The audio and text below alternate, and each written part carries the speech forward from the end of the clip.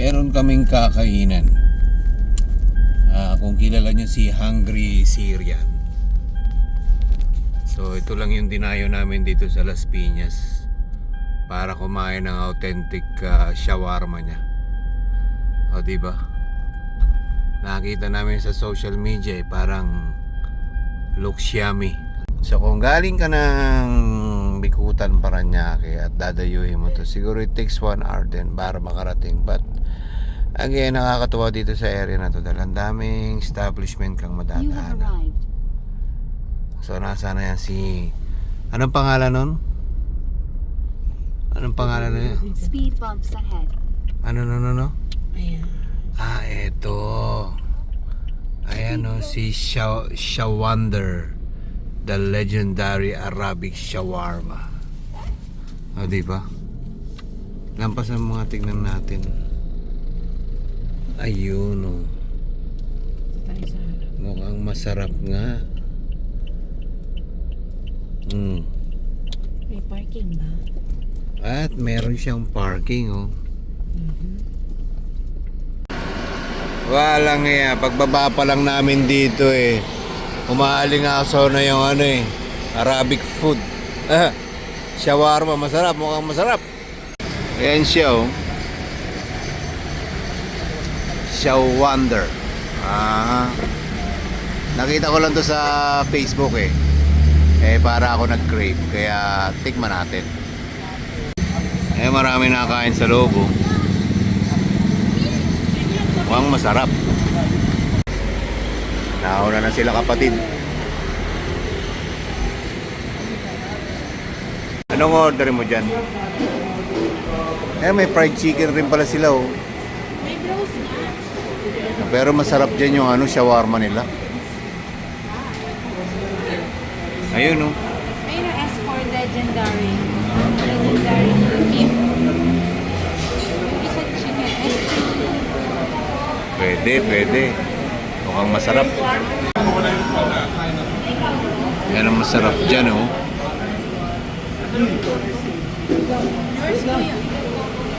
Sa akin, chicken ako, chicken. May kubos sila oh. Tapos ito yung preparation nila oh. What's yours? Masarap nga ito. Kita mo may binabalot na shawarma, ang laki oh. 12 inches yata yan oh.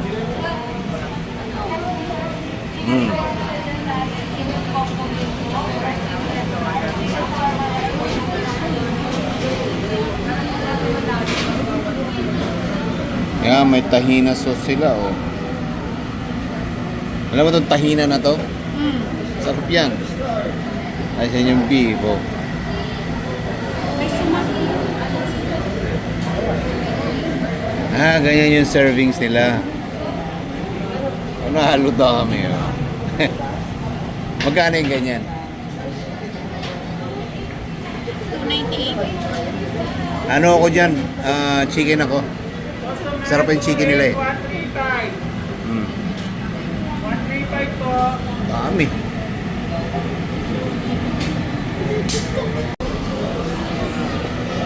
Tapos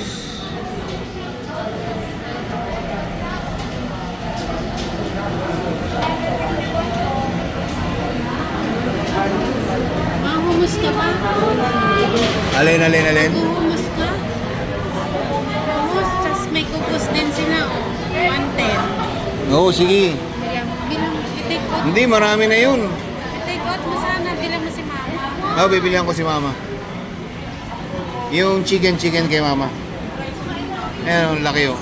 Ay, hindi ko naman. Hindi, yung kubos. Kasi Magdala ka ng kubos tsaka yung tahina. may tahina. Meron na Alin?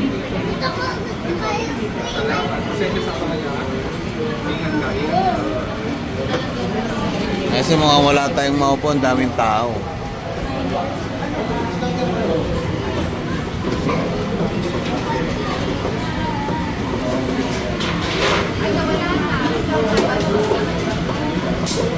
Yan,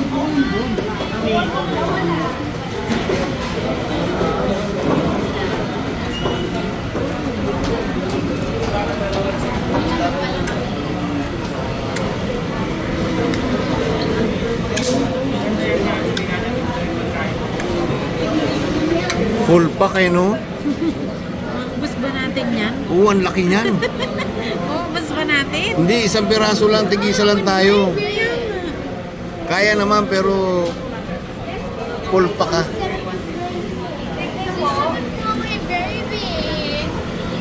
Bigyan mo si mama ng ano. Ano po drinks lang Esri sa alcohol po? May Coke, Sprite, Royal. Ano sa'yo, kuya? Ayan yung legendary shawarma ako. Drinks. Chicken tsaka beef. Drinks. Soft drinks na lang. Ano nga? Oh, Coke. Gcash.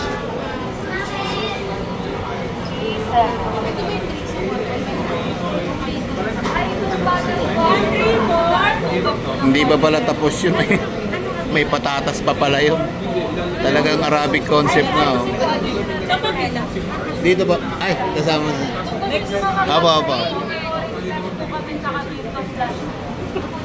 Ayan.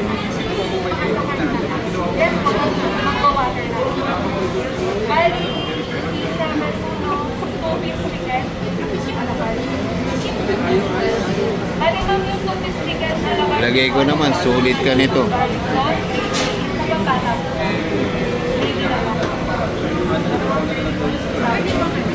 Anong sauce yan, sir? Pomegranate, tahina, drizzle. Ang sarap na. Tapos ito. Ano yan, sir? Ay, sorry. Garlic. Okay. Ay, tahina. Kuya, guys. Tahina. Gravy. Sarap. Kuya, gravy po.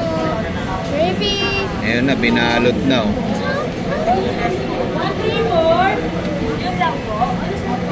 Isang chicken, isang beef ako ah. Take. Para, hindi, may take out para kay mama ba? Hindi, chicken ako kakainin dito. Take out sa kanya chicken. Chicken din kay mama, take out. Bali dalawang chicken.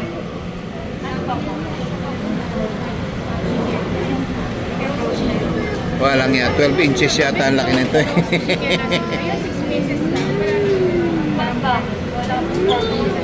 Ano ba to ate, hinihiwa-hiwa pa? Hindi po, pag sa platter lang yun, sir. Ganun. Hindi, sige, okay lang. Diretso na lang yan.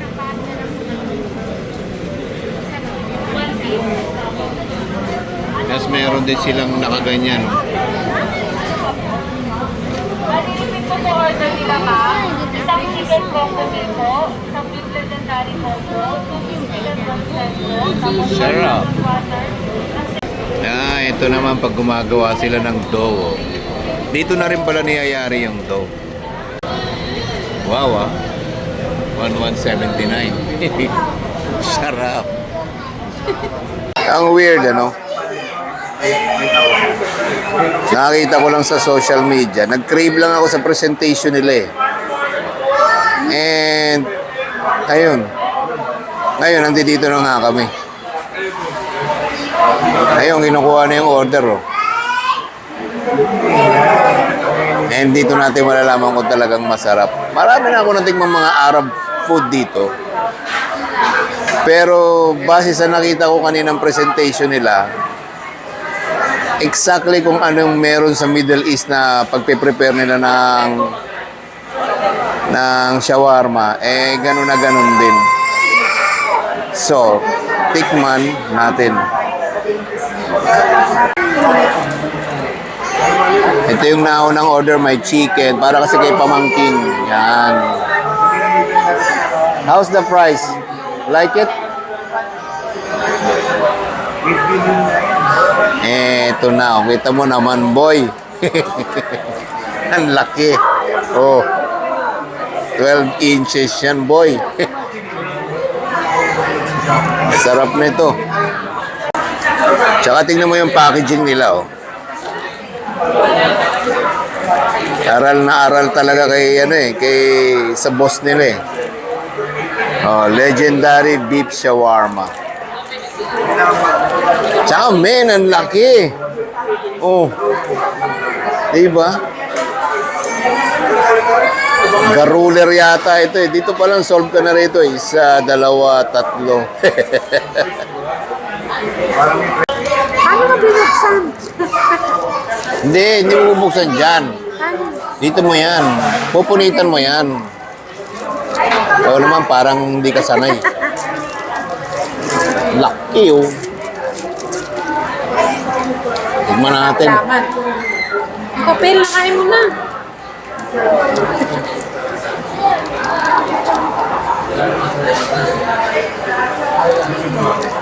Oh.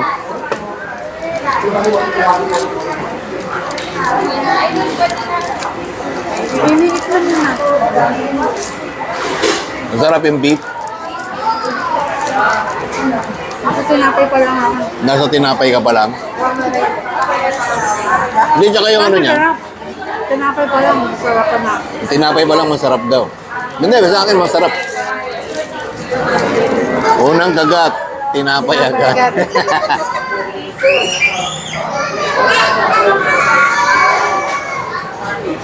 Kayo na. Tap.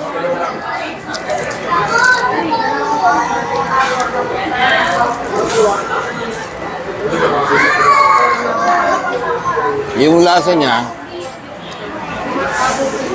yung pinagsamang tahina tsaka tum. Alam niyo yung tum? Salitang Arabic yung pinaka-garlic sauce.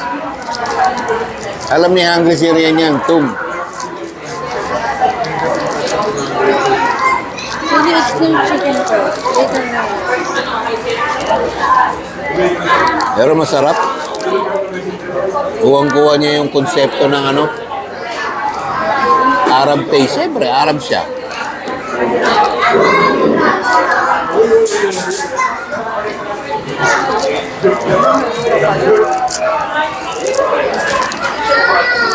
Tingnan mo yung chicken. Tingnan ko rin yung beef.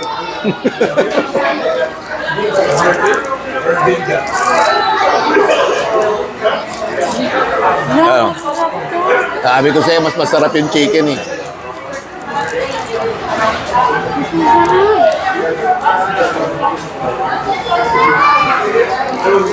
Alam, sarap ito. Ito yun na. Mas masarap din yung beef. Oh? Ba't pala ni hati natin, takalada tayo na.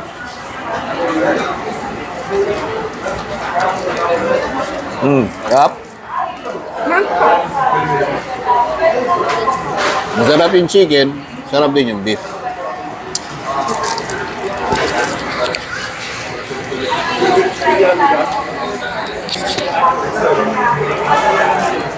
Ano ba ito ang messing?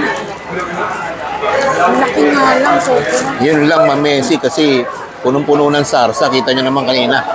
Paano nilalagyan ng mga sauce.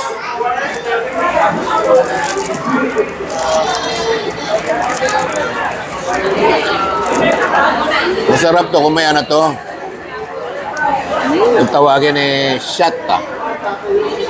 Or spicy sauce.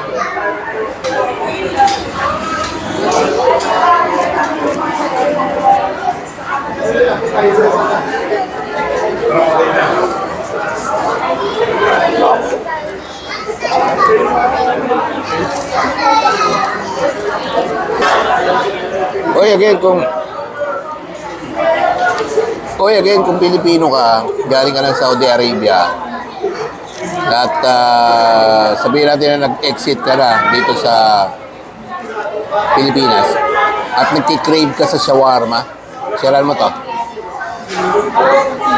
Marami na ako na kainan, marami na ako na content na mga Arabic food. Masarap. Pero yung authentic, hindi mo mahanap eh. Eto legit.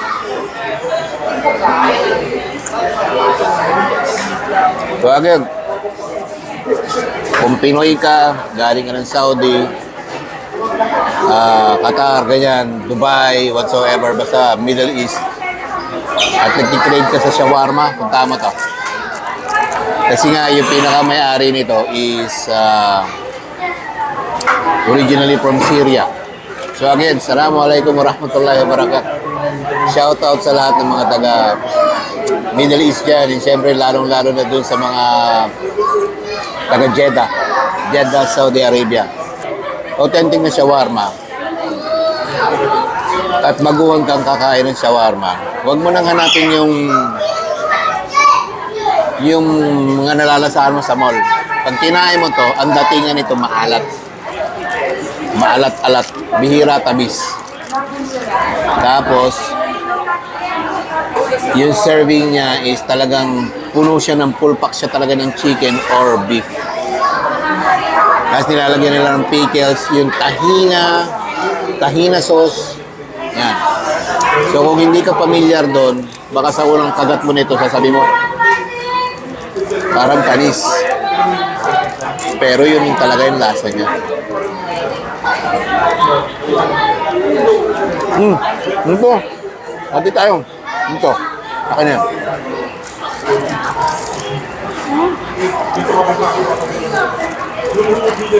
Grabe naman yung kagat mo na yan, kaliwat kanan. Ang messy. Bukas-bukas na sa katas kasi nasira yung papel. Wala mo kasi oh. Oh.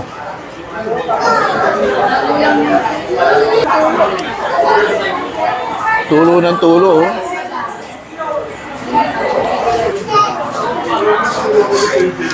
Mautak din si si Hungry Syrian.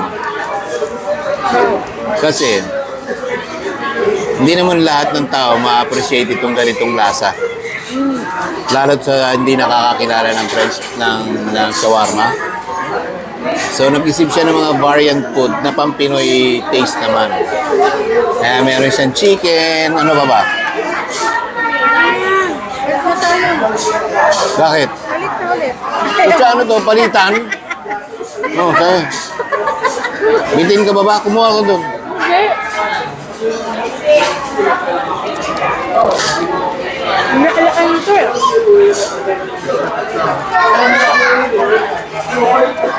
Tingnan mo naman yung iba pag kumain, oh, ang lalaki, oh. Oh, paano kakainin ni mami yan? Diba?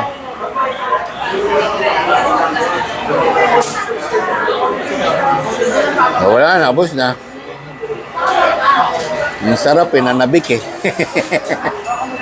So, syempre, nag-take out pa uli ako para ito naman ay dadalhin ko naman kay mother. Yan. Dadalhin ko kay mother at ipatitigil. Nagkikrave din si mother niyan. Tsaka tignan mo naman yung mga tao dito. Napakarami.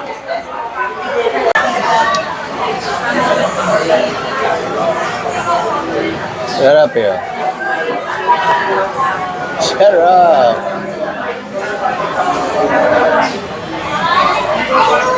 Yun. So yun, tapos na nga kami kumain and super nag-enjoy kami sa laki ng shawarma na ito. Beef or chicken. And again, pag gusto nyo pumunta rito, kung isa kang OFW na nag-exit na at nandito sa Pilipinas at nag-crave ka ng shawarma na authentic, bisitahin mo itong Shawander. Yan, Shawander. Ito. Yan ang bisitahin nyo. Authentic yan. Dahil yung legit na may-ari nito is originally from Syria. So, sino yan eh? Sino nga ba yan? Hungarians, Hungry Syrian. Yan, yung sikat na vlogger na yan. Ayan, ito yung pinaka-latest business niya siguro. Na nakitayo dito at very well said. Masarap yung lasa. Authentic. Lalo na yung laki ng shawarma. As in, solid. So, bottom line, masarap. And nag-enjoy ako. Again, maraming salamat. So, see you again on my next vlog. This is Devon the Great. Bye. And God bless.